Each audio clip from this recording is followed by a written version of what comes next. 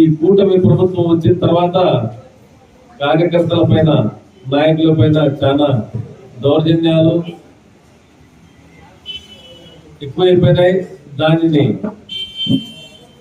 ఆలోచించి జగనన్న ఈ digital book అనే బుక్ ని తెచ్చినారు.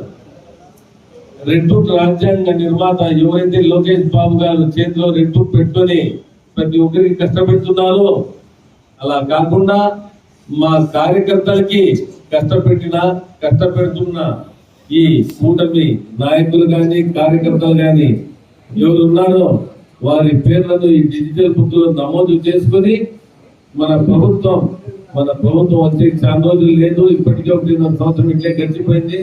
3.5 ఏళ్ళు కన్ను మూసుకొని తెరిసేలోగా ఇదిగా అయిపోతుంది. మన ప్రభుత్వం ఏర్పడిన తర్వాత తక్షణమే కార్యకర్తలకు కానీ నాయకులు కానీ ఏదైతే దౌర్జన్యం జరిగిందో వారిపైన తప్పకుండా చర్యలు తీసుకునేదానికి డిజిటల్ బుక్ మన నాయకులు మాజీ ముఖ్యమంత్రి మరియు